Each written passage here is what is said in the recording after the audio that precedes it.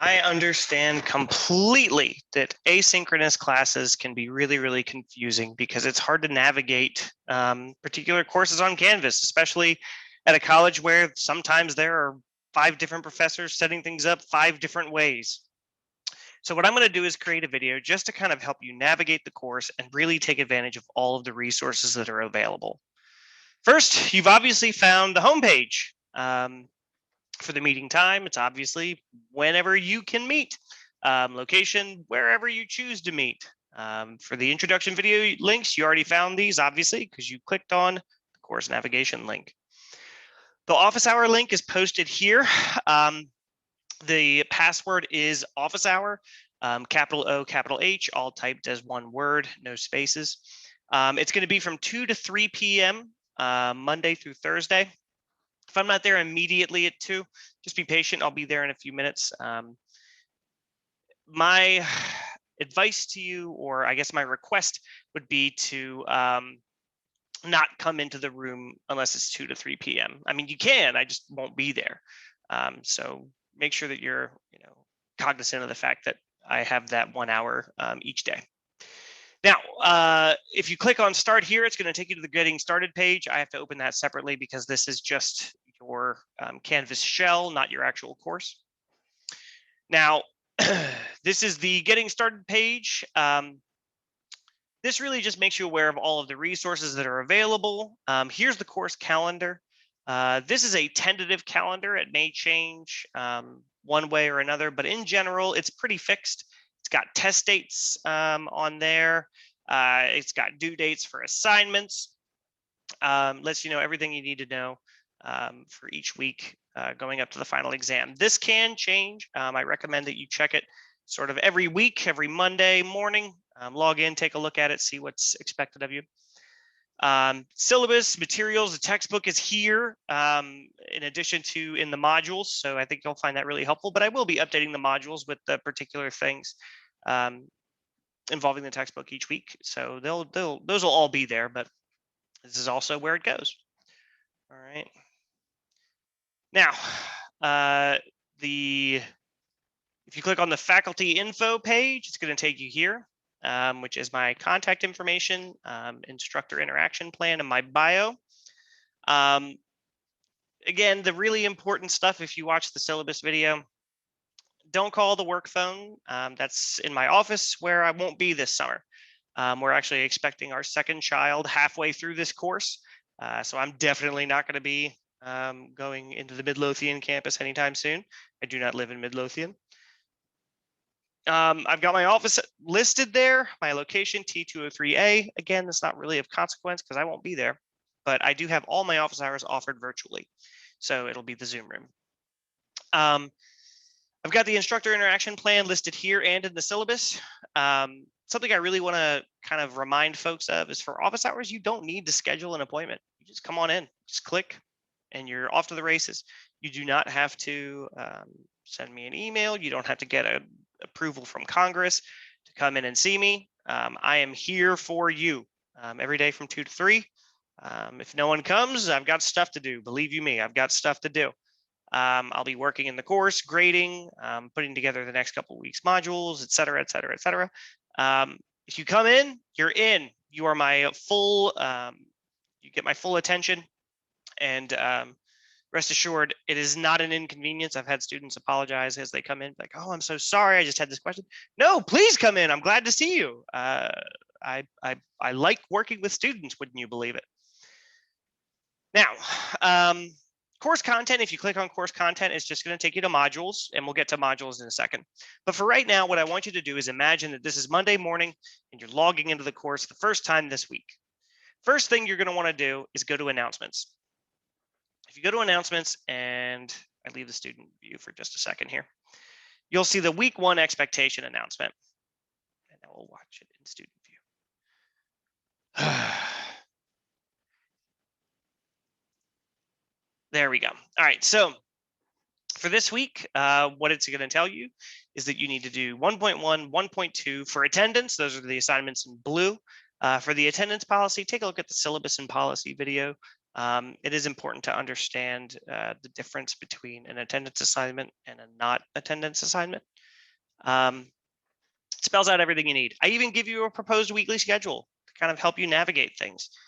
Obviously, it's just proposed. Um, you'll notice that it requires a lot of logins frequently. Yes. One of the biggest things I think that keeps students from being successful in an asynchronous course is their lack of consistency. Sometimes folks will log in, they'll do everything in one sitting, and then they'll wait the next week to do everything else.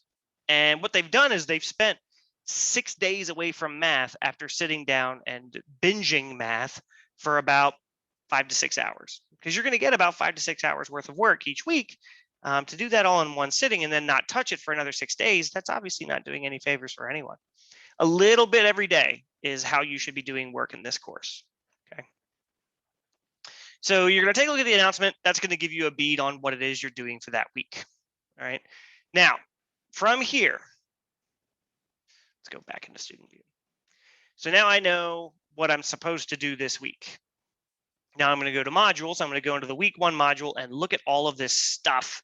Look at all this stuff. This is crazy. So I'm going to go through everything in each of these modules or in the module. So first you've got the overview page. What the announcement is just kind of a Cliff Notes version of everything that's in here. This tells us what the lesson objectives are for each week. This gives you your proposed weekly schedule.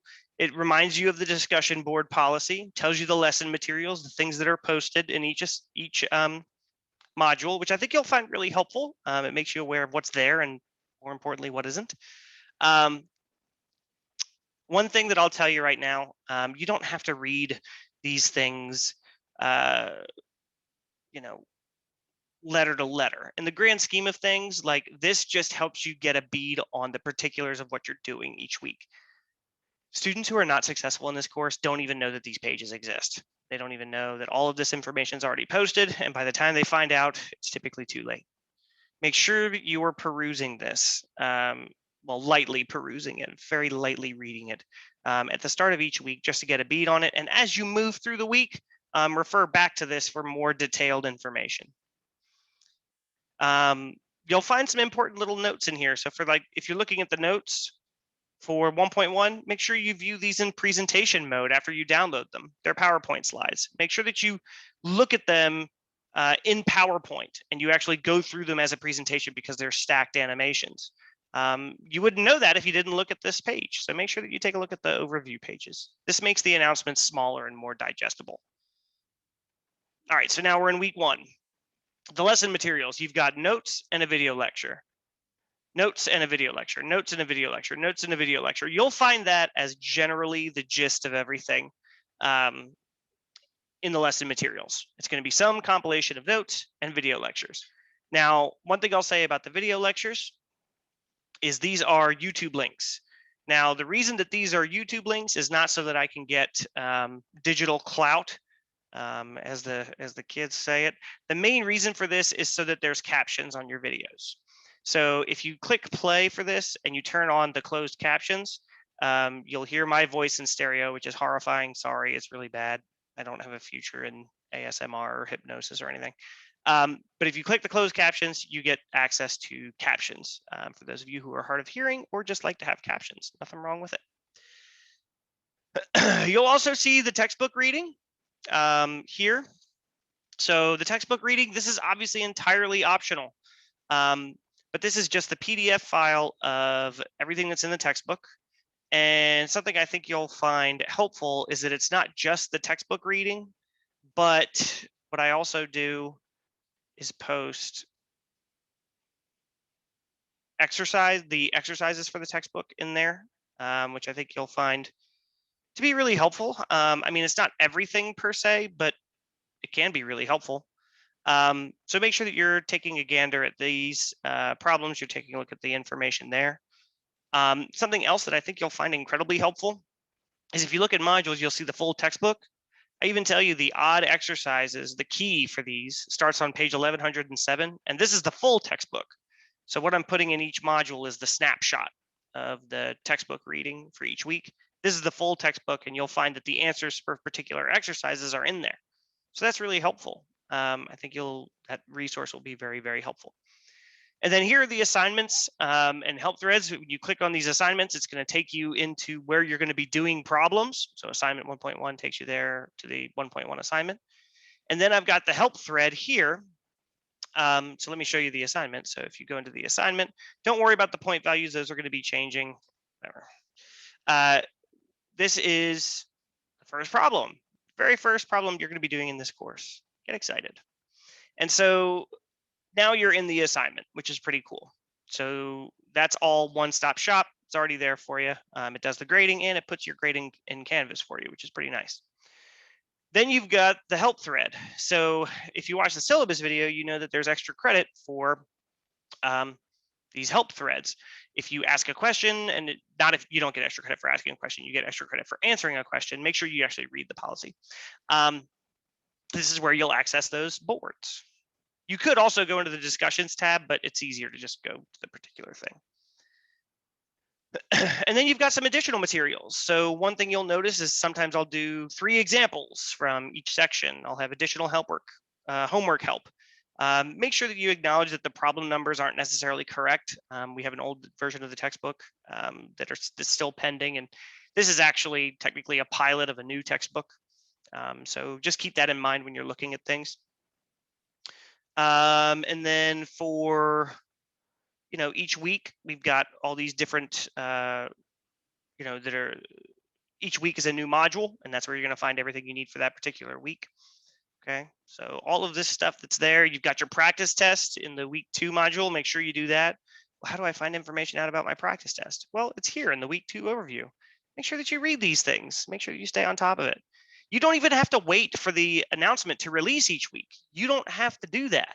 You could go straight into modules, and by the time you come into this course, I would love to have up to like week 6 or week 7 even.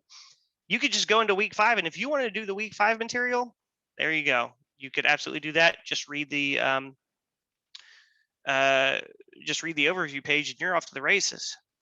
So make sure that you're perusing that. There's a whole boatload of information there. And then for grades, this is going to get cleaned up a lot by the time you guys get in here. You're going to have your assignments. You're going to have test grades that are going to go in here. There's some quizzes that are floating around right now. Don't worry about those. Final exam, everything that you do will go in here. Okay, and it'll be done automatically, which is going to be pretty neato. There'll be no lag time waiting on stuff and things to that effect. So in short, and again, don't worry about the waiting nonsense. This is just a shell for your course. Yours is going to be, the nuts and bolts are going to be screwed in the right places. This is everything. This is how you navigate the course. Again, my recommendation to you, start with the announcement. Get a bead on what exactly it is you're doing each week. Then take a look, go to start here, take a look at the calendar, see how things line up. Then go to modules, go into the week module, take a look at everything that's there, start working. I would use the proposed calendar in the week overview page. I think that's going to be really helpful. Then you've got your discussions and your grades. Please reach out if you have any questions at all, and I would love to help you navigate the course and take advantage of every single resource that's available to you. Have a great day.